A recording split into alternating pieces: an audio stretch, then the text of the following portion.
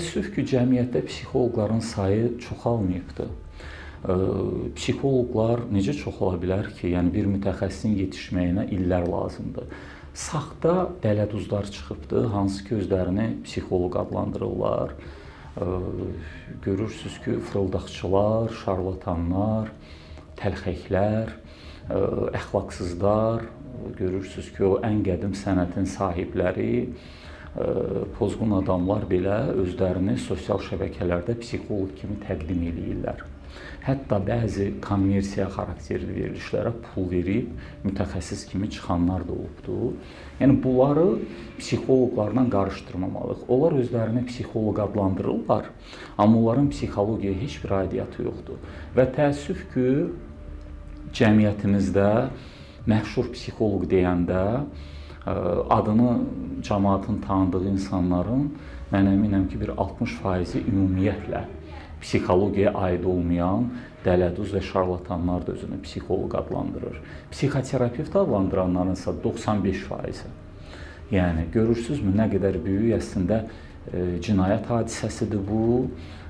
Səhiyyə Nazirliyi bir qrup həkimlərin plastik estetik cərrahiyyə məsələsini araşdırmağa başlayıbdır və təbii ki, zaman gələcək bu məsələlərə də fikir veriləcəkdir. Çünki otururlar evdə, indi bu dəqiqə süni intellekt vasitəsilə, Photoshop proqramı ilə özlərini saxta diplomlar düzəldirlər. Güya Rusiyada, Ukraynada, Türkiyədə, Gürcüstanda və s. bunlar təhsil alıbdır, diplom, sertifikat düzəldir. Amma bunu nə Təhsil Nazirliyi tanımayıb, nə Səhiyyə Nazirliyi tanımayıb. Bunlar sadəcə canilər və dələduzlardır və özləri də dediyimiz kimi əyri yolların yolçularıdır. Ona görə də insanlar bilməlidir ki, getdiyi insanın mütləq Azərbaycan Səhiyyə Nazirliyi və yaxud da Təhsil Nazirliyi tərəfindən tanınan, qəbul olunan diplomu, vəsiqəsi və sertifikasiya nəticələri olmalıdır. Ancaq bu insanı biz mütəxəssis adlandıra bilərik. Yerdə qalanlar dediyimiz kimi dələduzlar, şarlatanlar və onların da yanına gedəndə təbii ki, faciələr onda başlayır. Bir də məsələn, qadın ayılır ki, həmin o yanlarına getdikləri dırnaqarası mütəxəssisciklər bunun ərini əldən alıbdır, pullarını mənimsəyibdir. Hətta nə bilim, artıq neçə dəfə bunun ərindən abort elətdiribdir, onunla da kişini bir cür şantaj edirlər. O şunda o qədər belə eybəcərliklər baş verir ki, hamısı da səbəbkar odur ki, insan gərək maariflənsin. Təəssüf ki, fahişəliklə psixologiya arasında əslində sırf psixologiya elmi arasında heç bir əlaqə yoxdur. Sadəcə olaraq bəzi fahişələr fikirləşirlər ki, onlar özlərini psixoloq kimi təqdim edə bilərlər. Niyə görə? Ona görə ki, dediyim kimi, hələ bu sahədə dövlət tərəfindən ciddi nəzarət işlək formada deyil. Söz yox, elə də fahişələr var ki, özlərini məsələn, başqa sahənin mütəxəssisi kimi təqdim edənlər də var. İndi görmürsünüz, Səhiyyə Nazirliyi yazıb düşüb qapı-qapı klinikalardan o qovurlar, ovluyurlar belə dələduzları. Yavaş-yavaş onların da fəaliyyəti getdikcə daralır. Bilirsiniz, hər hansı bir qanunun qəbulu bir zaman aparır və o qəbul olunmuş qanunun işləməsi daha böyük zaman aparır. Ona görə hər şey tədricən öz yerinə düşəcəkdir. Çünki bununla bağlı Səhiyyə Nazirliyi, təbii Dövlət Təhlükəsizlik Xidmətinin məhz bu sektoruna aid olan şöbələri var, məşğul olurlar. Amma konkret olaraq sualın yenə də məğzinə qayıtsaq, bəli, təəssüf ki, fahişələr sosial şəbəkələrdə özlərini psixoloq kimi təqdim edir və nəticədə bizim mütəxəssislərimizin işinə kölgə düşür. Təsəvvür eləyin, siz Google-da psixoloq yazanda həmin özünü psixoloq kimi təqdim edən ən qədim sənətin sahibəsini görəndə heç bir normal düşüncəsi olan, qeyrəti olan, ağlı ən azı olan adam onun yanına nə özü getməz, nə yoldaşını qoymaz getməyə. təəssüf ki, kim gedəcəkdir? Ya onların o axı insanların qəlbində, məlum məsələdir ki, fahişələr tarixən belə olubdur da, həmişə o şeytani ifadələri necə yoldan çıxardır məsələn insanları, pullarını. Çünki onlar çox gözəl bilirlər ki, o iblisanə necə cümlə qurmaq lazımdır ki, insanları təliyə salsınlar. O qadınların qəlbində hardasa gizlənmiş o ego ki var, o vaxtı da elə tarixən həmişə yazılır da, müqəddəs yazılarda da ki, Adəmi Həvvanı belə o ego hissi ilə aldı. İblisin özü necə iblis oldu? Ego hissindən oldu da. Həmin o ego hissini sən beləsən, sən eləsən, qalx ayağa, sənə heç kim lazım deyil. Belə-belə sözlərlə cəlb eləyir və o təliyə düşüb, o daxili egosuna aldananlar və bir də özü də potensial o yolun yolçusu olan insanlar, hansı ki onun ürəyinin, qəlbinin gizlinliyində var idi, buna deyirlər proyeksiya və baxır, orada özünün daxilində gizlənmiş əsl simasını görür və gedir və bir müddətdən də sonra təbii ki, başlayır, o da həmin yolun yolcusu ola bilər. Ona görə də demək istədiyim odur ki, söz yox. İndi elə adamların yanına, elə dırnaqarası psixologların yanına elə o yolun yolçuları, davam eləyənlər də gedir. Amma ürəyində o yolun yolçusu olmayan insanlar ayaq-sayıq olmalıdırlar ki, o səslənən, belə deyim, ifadələrə, sözlərə aldanmasınlar. Ona görə ki, bilirsiniz, həyat təqdim olunan qədər də bəsit, primitiv deyil. Ki, bugün sən qalxdın, üsyan elədin, ailəni də dağıtdın, valideynindən imtina elədin, yoldaşından, evladından imtina elədin və gedib səni kraliçə həyatı gözləyir deyilən bir şey yoxdur. Normal insan bilməlidir ki, hər bir şey müəyyən bir zəhmətin müqabilində araya, ərsəyə gəlir də. Yəni, heç bir yerdə o rahatlıq yoxdur və kimsə sizə onu təqdim edirsə ki, kişilərə üsyan elə, valideynə üsyan elə, nə bilim kimə üsyan elə, bugünkü gün elə yeniyetmələrin evdən qaçmağı, yeniyetmələrin pis yolların qurbanı olmağı məhz həmin o çağırışların nəticəsidir də. Eyni bir məsələni də xatırlamışkən deyim, o saxta feminizm çağırışları. Əslində bu həqiqi feminizm deyil, bunu mən yenə deyim. İndi kimsə feminizmi qəbul edir, kimsə feminizmi qəbul eləmir, o ayrı məsələ.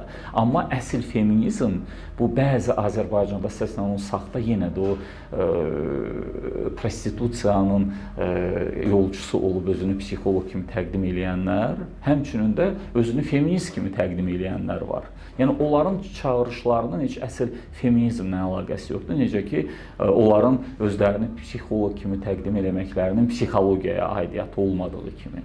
Yəni bunları o sözlərin ardınca gedənlər sonunda heç kim bir hüzur və ya bir uğur əldə eləmir. İnsanlar bunu bilməlidirlər. Söz yox, indi elə ailələr var, təəssüf ki, onlar dağılmaq qaçılmaz olur. Elələri var, elə onları qoruyub, saxlayıb, sonu cinayəti çevrilməkdənsə vaxtında normal şəkildə ayrılmaq daha yaxşıdır. Amma yenə də bunu mütəxəssislə aydınlaşdırmaq, müzakirə eləmək və qərarı onsuz da insan özü verməlidir, olmalıdır. Nəinki dediyimiz kimi hansısa şarlatan və fırıldaqçılarla. Deputat seçkiləri ərəfəsində bir gənc jurnalist yaxınlaşdı. Təbii adım qeyd eləmişəm, bizdə var saytın, amma deməyin yeri yoxdur. İntervyu götürməyə ki, sualın mahiyyəti bundan ibarət idi ki, o bayaq dediyimiz kimi prostitutkalar belə istəyirlər ki, deputat olsunlar, fikirləşirlər ki, onların da orada nümayəndəsi olmalıdır. Ki, filankəs prostitutka, filankəs deputatlığa namizədliyi irəli sürmək istəyir. Sizcə olarmı belə hallar? Təbii ki, mən dedim ki, dünyasında ola bilməz. Orada dəyərli, savadlı, o yerə layiq, xalqını düşünən insanlar millətin vəkili seçilə bilər, vəkil ola bilər və onlar nəinki belə şeylər, yəni yol verilməzdi də. Elələri atalarının boynunun dalın görər, əgər seçilərlərsə. Çünki zaten onların çevrəsində qohum-qonşu hamı onların atalarının boynunun dalın evladları sayəsində çox gözəl tanıyır. deyir, məscidin qapısı açıqdır, itdə də abır həya gərəkdir də. İndi əgər insanlar məsələn demokratik olaraq seçkiyə qatılmaq haqqı, hüququ varsa da, bu demək deyil ki, axı bura dəxli olmayan, kimlər, nələr bu hüquqa özlərini belə haqlı bilməlidirlər. Yəni azmış kimi özlərini saxta yolla, dələduz yolla psixoloq adlandıran kim, psixoterapevt adlandıran kim, filosof adlandıran kim, sosioloq adlandıran kim. Mən şokdayam. Bunlar bu sənədlərin çəkisini bilirlərmi? O təhsil alıbdımı sosiologiya üzrə, psixologiya üzrə ya fəlsəfə üzrə ki, belə gözəl sənədləri uğurlamaq istəyirlər. Hələ bir bunlar istəyirlər ki, продвигаться дальше по лестнице. Qələt edirlər. Təbii ki, elə də oldu. Nəinki seçilməyə, heç seçkiyə qatılmağa təbii ki, elə artıq əskiklərinə izin verilmədi. Layihələrdən mən Xoşqədəm xanımın verilişində oluram ki, zaten hamı çox gözəl bilir ki, Azərbaycanda ilk layihə Xoşqədəm xanımın layihəsi olubdur. Digər layihələr ondan sonra yaranıbdır. Hətta onun yerində yarananlar belə var. Ona görə də mən daha çox o layihə haqqında deyə bilərəm. Təəssüf ki, düzdür. Mən istəyərdim mənim zamanım bol olsun. Bütün layihələrə baxın. Mən Azərbaycanda çalışan psixoterapevtəm də. O bəziləri deyir, mən Azərbaycan kanallarını bəyənib baxmıram, Azərbaycanlılara qulaq asmıram. Bu mənim üçün deyil. Çünki mən Azərbaycan, düzdür, mən onlayn seanslar xaricilərlə aparıram. Amma əsas etibarilə Azərbaycanlılarla işləyirəm deyə mənim zamanım olsa hər birini izləyərəm. Bu mənim işimdir. Təəssüf ki, zamanım yoxdur hər birini izləməyə və ona görə də hər biri haqqında da fikir yürüdə bilməyəcəm. Məhz o sən axtarıram layihədə, hansı ki, dediyim kimi ilk açılan bu layihədə, orada düzdür, əsas o verilişin skeleti, konstitusiyası axtarışlardır. Və xaricdə yeganə bax bu illərin, 10 illiklərin axtarışlarını aparan, fantastik nəticələr əldə edəndə yenə də Xoşqədəm xanımın layihəsi. Mən eşitməmişəm ki, başqa layihələr, mən sırf axtarışdan gedir də, söhbət getsin, hardasa ucqar bir, nə bilim, ucqar bir şimal kəndində kimsə tapsın, kimsə gətirsin. Orada əgər hansısa bir negativ ailə modeli varsa da, bilirsiniz, o negativliyin təbii ki, təbliğatı ola bilməz. Əksinə, o səhv addımı atmaq istəyən kimsə həmin o efirdə müşahidə eləyir və nəticəni görür. Nəticəni görür ki, səhv yolu seçəni heç ekspertlər belə dəstəkləmir, tənqid edir. Bilirsiniz, mən özüm 2 dəfə olubdur ki, ora gələn iştirakçını sırf sərt tənqid eləmişdim. Onların ikisi də əslində prostitusiya ilə məşğul olan adamlar idi. Biri Azərbaycanlı idi, bir qazi idi. Bir oğlanı yoldan çıxardıb, hamilə qalıb, yenə şantaj eləyirdi, pul almaq istəyirdi. Biri Türkiyədən yenə bir gənc tələbəni yoldan çıxardıb, hamilə. Onları mən artıq tənqid elədim ki, yəni niyə görə? Başqaları baxıb görsün ki, bu şeyin sonu qazanc deyil. Heç kim sənə çıxardıb pul verməyəcək buna görə. O zamanə yoxdur. Kimsə kimdənsə hamilə qalıbdır deyə ondan pul qoparda bilsin. Elə bir şey yoxdur. Yəni, və onu eləmək istəyənlər də onu görəndə fikirləşir, hətta məsələn, mən indi çalışıram həmişə yumşaq mövqe tutam da, hətta mən orada dostlarımızla belə mübahisə edirəm, ora gələn ekspert qismində əyləşən insanlarla ki, hardasa gəlmiş o insanın çox üstünə getməsinlər deyə. Onlar da təbii ki, hardasa mən bilirəm ki, onlar məndən daha çox haqlıdır, o tənqidi bir hadisədir. Mənim pozisiyam odur ki, doğrudan da indi elə bir hallar var ki, orada üstünə getməklə müsbət nəticə əldə edə bilməyəcəyik də. Ona görə müəyyən qədər mən yumşaq mövqe tuturam. Ancaq dediyim kimi, orada çıxan hər bir situasiya əksinə sabahsı gün potensial olaraq o səhv addımı atana örnəkdir.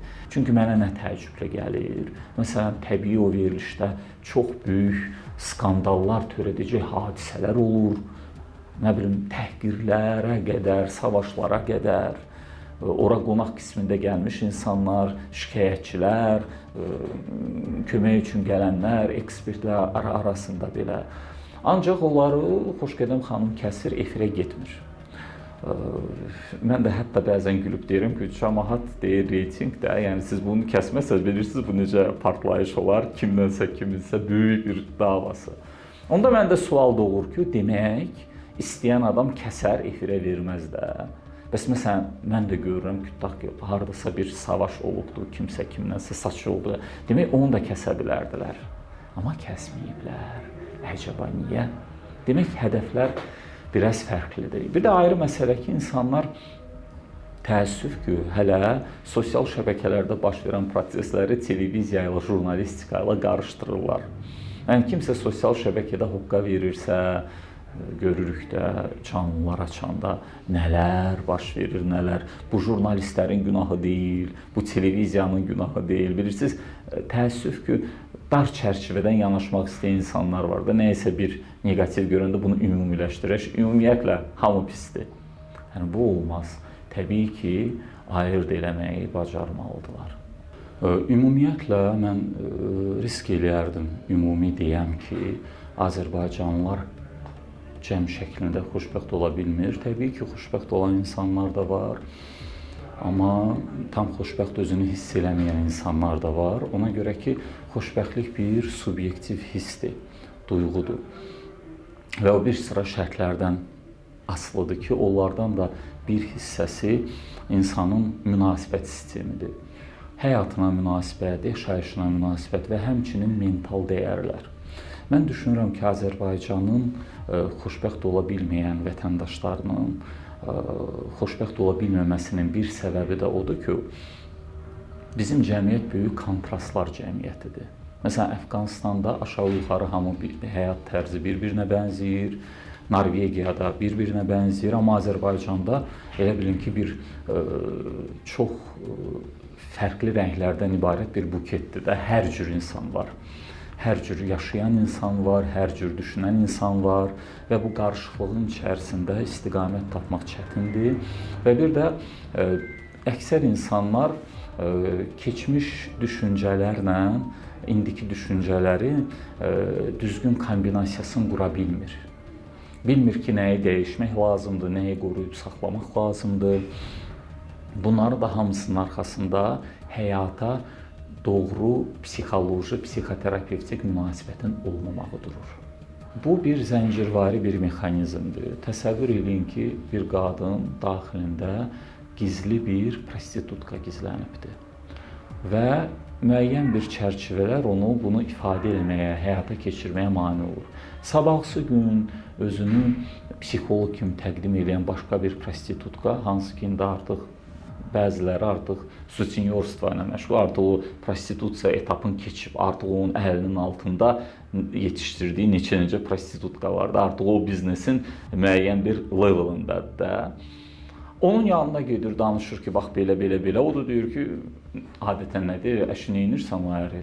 Boşan, azadlığı əldə elə, gəl, laf mən də sənə verim, 2-3 həci, şeyx, gəlir Ərəbistandan, qəşəng pullu ərəblərdir, nə qədər pul istəsən qazanacaqsan. Və o da təbii ki, bu dırnaqarası məsləhətdən yararlanır, gedir pulu qazanır, amma biz bunu hamıya ayırd eləyə bilmərik. Bu dəhşətdir. Biz necə deyə bilərik ki, bu Azərbaycanın simasıdır. Bu qətiyyən belə deyil. Mən həmişə deyirəm ki, bütün azadlıqlar həmçinin iqtisadi azadlıqdan da başlayır. Həmişə gənc qızlarımıza birinci növbədə elə fürsətdən istifadə edib deyirəm ki, öz ayağınız üzərində dayanmağı öyrənin. Elə oğlanlar da heç kimdən asılı olmayın da bu həyatda Allahdan başqa. Çünki heç də bütün asılılıqlar müsbət nəticəyə gəlmir də ki, o musiqini ödəniş eləyən sifariş verir prinsipi ilə. Amma böyük bir amma var. Deyirik ki, bax sualda dediniz ki, iqtisadi azadlıq əldə edir və lap götürüm hələ yumuşaq, artıq ona ailə lazım deyil, kişi lazım deyil. Əzizlərim, iqtisadi azadlıq əldə elədi, iqtisadi ehtiyacları ödənildi. Bəs bioloji azadlıq, iqtisadiyyat biologiyadan sonra gəlir. Çünki əvvəl insan olub bir növ olaraq, hələ bəlkə də 100 min illər sonra iqtisadiyyat yaranıbdır bir elm olaraq. Yəni bioloji istər kişilərdə, istər qadınlarda bəs bioloji azadlığı necə həll eləyir? Hər şey pulla həll oluna bilməz. Bəs psixoloji azadlığı necə əldə eləyir? Bəs sosial azadlığı necə əldə eləyir? Yəni bundan gedir söhbət. Heç kim özünə örnək götürməməlidir. İşləməlidir, oxumalıdır, təhsilli olmalıdır, ayaq üzərində dayanmalıdır. Amma niyə görə xoşbəxtlik bütöv olmasın? Niyə görə bioloji, psixoloji xoşbəxtliklə iqtisadi xoşbəxtlik bir-birinə zidd qoyulur? Niyə ailə ilə iş qarşı-qarşıya qoyulur? Bu belə olmamalıdır. Düz deyim, mən reallığın üzünə açıq baxmağın tərəfindəyəm. Yəni nə deyim?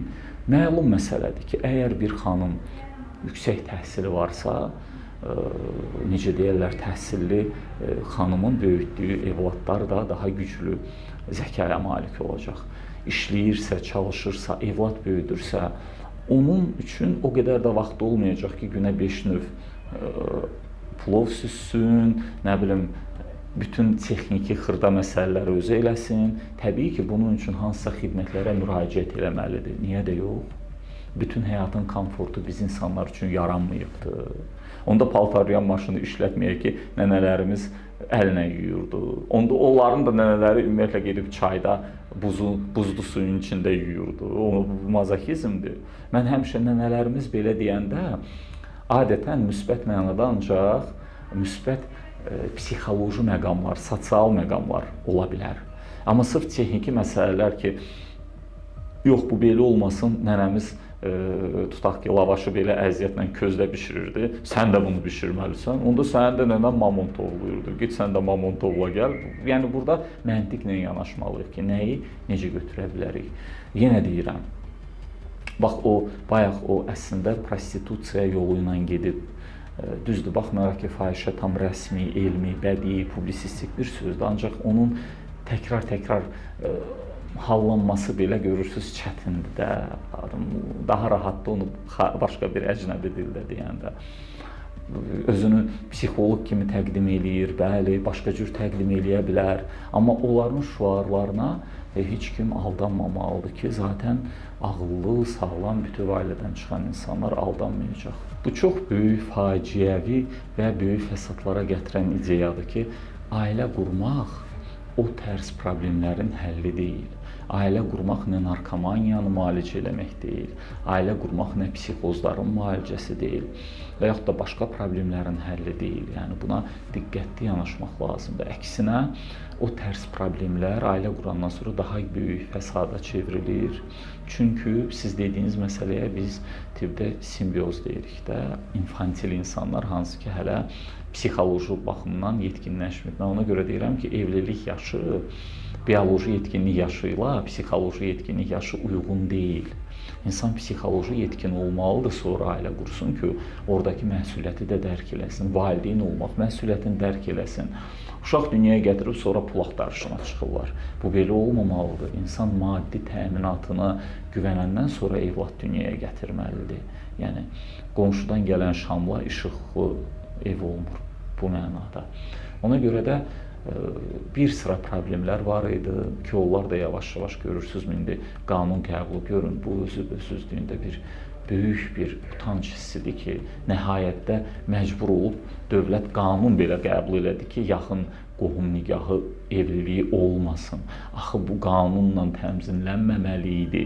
Biz bu boyda illərdir deyirdik ki, bütün xəstəliklər, irsi problemlər, fəsadlar hamısı bundan yaranır, amma insanlar görürsünüzmü, əl çəkmirdilər o vərdişlərindən. Mən çox istəyərdim ki, Milli Məclis necə ki qanun qəbul olunubdur, Nazirlər Kabineti Milli Məclis və qanununda adətən müştərək olur qanun qəbulu. O tibbi yoxlanış məcburiləşdi, əvvəl o könüllü idi, indi vacibləşdi. Eləcə də psixoloji yoxlanış. Baxın, psixiatrik ayrıdır, psixoloji ayrıdır, psixoterapevtik ayrıdır. Vacibləşsin ki, bu insan peşəkarlar tərəfindən testlərdən keçsin, məlum olsun ki, bu insan ümumiyyətlə ailə qurmağa hazırdırmı, qadirdirmi? Yəni ki, ondan sonra və Bu iki insan bir-biri ilə ailə qura bilərmi? Söz yox, indi biz deməyəcəyik, siz evlənməyin, siz evlənin. Yox, baxın, cütlüklər gəlir. Nişandan öncə, evlilikdən öncə müayinəyə biz nəyi aşkarlayırıq? Onların xarakterlərinin uyğun gəlməyən cəhətlərini aşkarlayırıq. Bilirsiniz, bəzi şeylər var ki, onlar biopsixoloji səbəblərə söykənir. Müqəddəs yazılarda deyir ki, ilk insanın 2 evladı vardı, Habil, Qabil. O Avel Kain məsələsi də götürdü öz qardaşını qısqanclıqdan, paxıllıqdan qətlə yetirdi. Təəssüf ki, bu qısqanclıq, paxıllıq hissi var. Sadəcə onu normal, həmişə psixoterapiyada biz nəyi öyrədirik? Sizi qıcıqlandıran, paxıllığınızı törədən, paxıllığa, qısqanclığa səbəb olan cəhəti siz üzərinizdə işləyin, sizin artımınıza səbəb olsun. Sizin qəlbinizdəki kinə, kudurətə, gedib kiməsə pislik eləməyə səbəb olmasın. Bax, təbii ki, onun kökündə qısqanclıq və paxıllıq durur və insanlar düzgün psixoterapiya ilə bu hissi belə öz xeyirlərinə və cəmiyyətin xeyrinə yönləndirə bilər. Bilirsiniz, çox yaxşı irəliləyirdik sizlərin sayənizdə. Mən həmişə özəl təşəkkürümü həmişə sizlərə, media işçilərinə bildirirəm. Sizlərin sayənizdə gözəl təbliğat gedirdi. Psixoterapiyanın, psixologiyanın, ta ki bu xəstəlik Azərbaycana gəlib düşənə kimi ki, üzdən İraq insanlar özlərini psixoloq kimi təqdim elədi. Yenə də mən düşünürəm ki, inciməyin, amma məsuliyyəti sizin çiyninizə qoymaq olmasın. Yenə də sizin təbliğatınız. Saytlar jurnalistin işi araşdırmadır. Heç kim dünyasında inciyə bilməz ki, niyə jurnalistimiz araşdırdı, mənim haqqımda belə bir məlumat yaydı. Yaymalıdır, amma araşdırmada ədalətli mövqe tutmalıdır. Siyahı tuturlar psixoloqların siyahısı. Baxıram ki, orada öz adım olan siyahlara təbii ki, çıxır, baxıram. Orada bizim dəyərli mütəxəssislərimizin yanında ümumiyyətlə təhsili olmayan fırıldaqçıların belə adını qeyd edirlər. Və bəli, fırıldaqçıların qəbulu nə biri deyir, 500 manat, biri deyir, 5000 manat, nə bir seansı. Yəni, bunlara peşəkar yanaşmaq lazımdır.